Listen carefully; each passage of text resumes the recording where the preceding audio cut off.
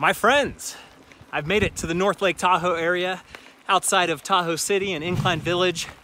And me and my brother Justin here, we're gonna head up to the Tahoe Rim Trail. There is a lot of stuff in North Lake Tahoe that I've never explored and I've never done, so I'm excited. Me and Justin are gonna get a couple trails this weekend that we've never done and do some adventuring. So today started off pretty dicey. It was like freezing overnight, and then it was super foggy the whole morning, and it was like 42 degrees. And then the fog burned off, and now this is like a perfect day. Just chilly enough, like 55 degrees, just perfect riding temperature. And it's been raining over the past couple days, so hero dirt. All right, we're at not the top yet. We're about to get climbing, but this is just a perfect little lookout. This is so good. Ran into a couple people, a guy on an ancient bike, and he is still riding it and loving it. That's what it's all about. Just go ride. I found this ride by poking around on Trailforks, just looking at highly rated trails and seeing like, okay, what does that connect to this, and how are people frequently riding this area? And you just kind of get an idea. You can do a lot of snooping on Trailforks and seeing how people are doing stuff, and hopefully it'll turn out good. I think it will. You know, you never know. And if not, it'll be an adventure. This single track already looks amazing, so Tahoe is so special. I have my Strava hooked into Trailforks, so every time I complete a ride on Strava, it sends it to Trailforks, and Trailforks uses my data however they like it. I believe they sell some of the data to land management places, and so nothing's free. I kind of have a weird feeling about that we're not ever going to have privacy as time goes on, so I'm kind of over it and I don't mind, but that's not very popular opinion. When you got a chip in your brain, there's no such thing as privacy, brother.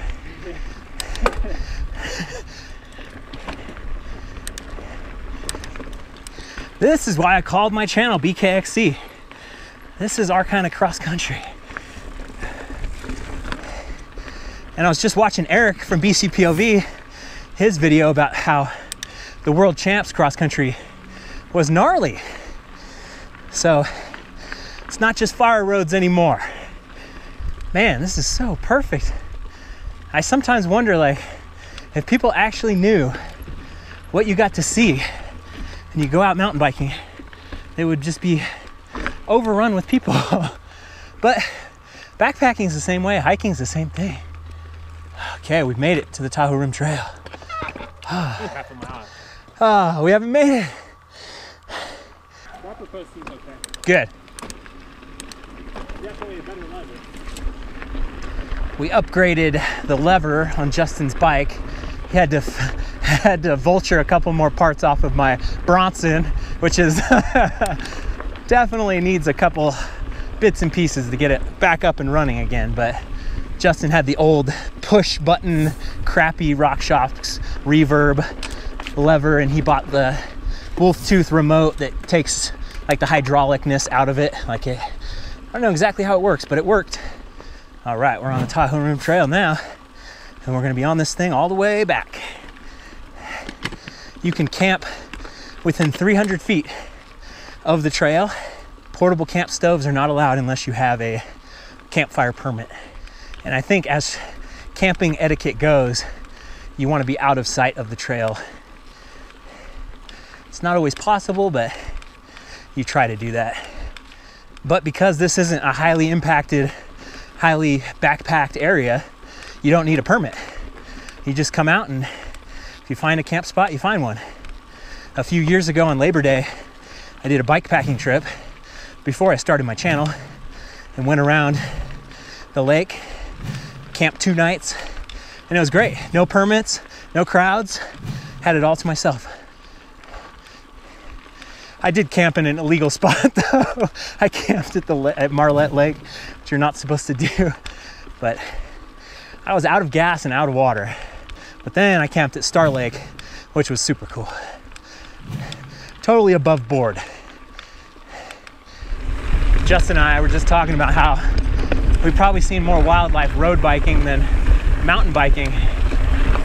You're more silent, like how you come upon animals. And I love seeing animals until it becomes a weird situation. I had some damn raccoons in my backyard 2 nights ago that were scaring me because I couldn't scare them off. Like, they were standing their ground. Like, holy crap. I'm not prepared to fight a raccoon. Woohoo! Hell yeah. This is so good. No dust.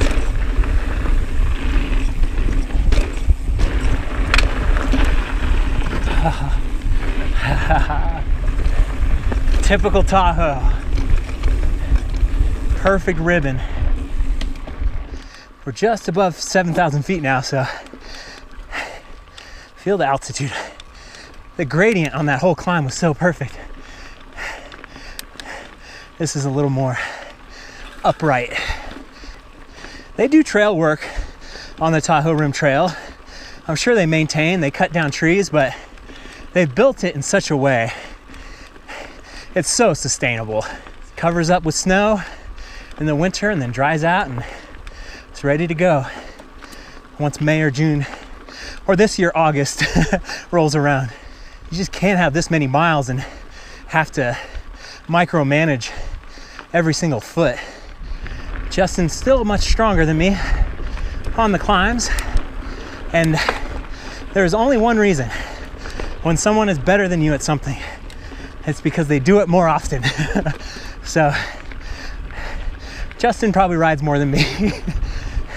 Putting time in on the trainer, hitting those zones.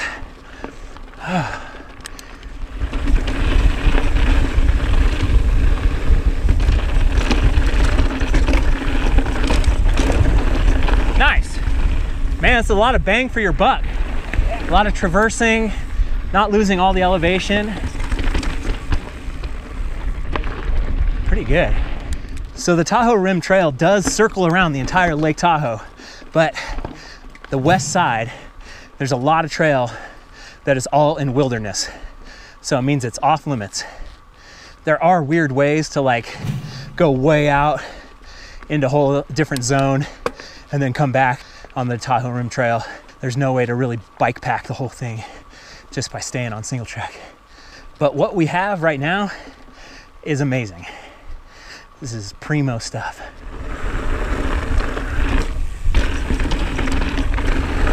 Oh, slippery.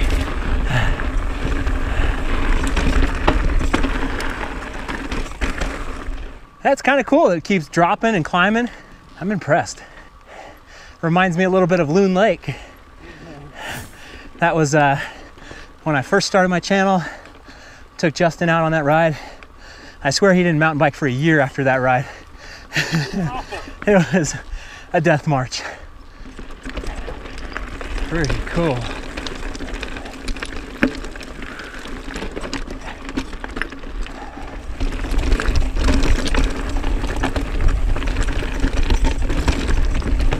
Woo.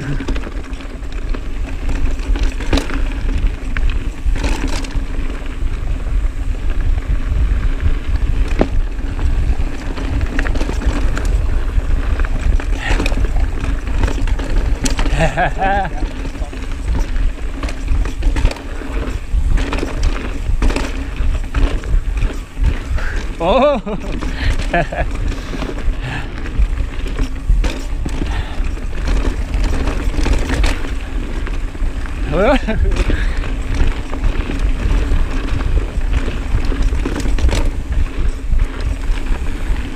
Yeah.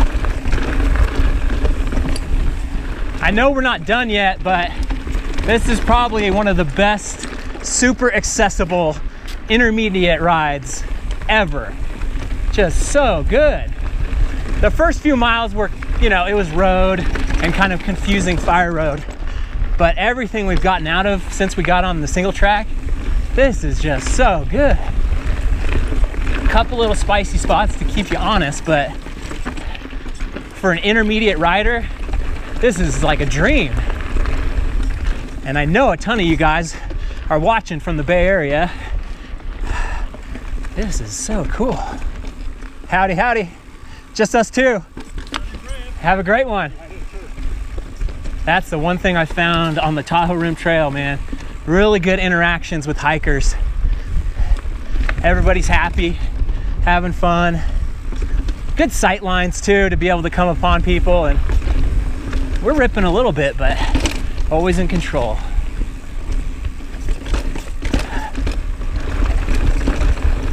Holy crap, we're still gonna keep descending. No way. I would not be surprised if it was just over right now. This is crazy. Ugh. Okay, let's fix it. Let's look at it.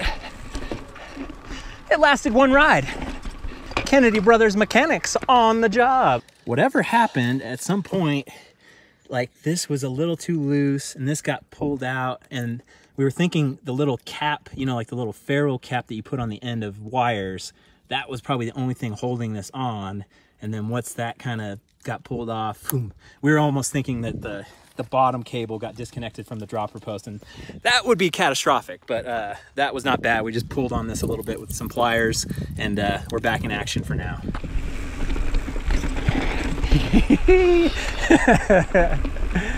That was an awkward one. Oh. I just did the same thing. Not looking where I wanted to go. Yeah.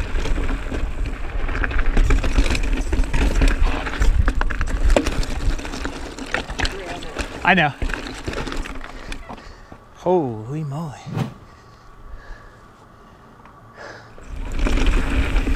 What the hell? Okay, so there's a little bit of chunder on this ride. It's not a pure intermediate, but a couple bits of spicy expert level.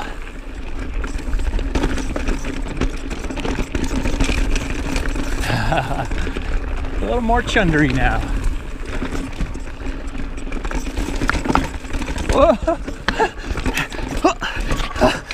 Good God.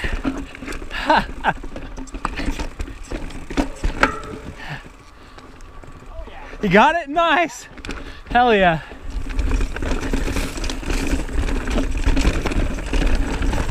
Oh.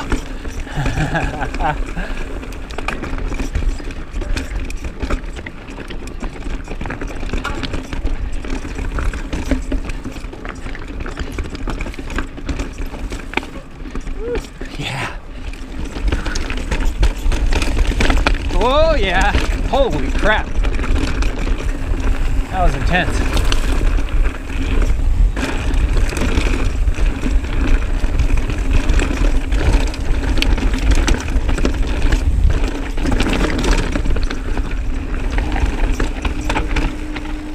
Oh, yes.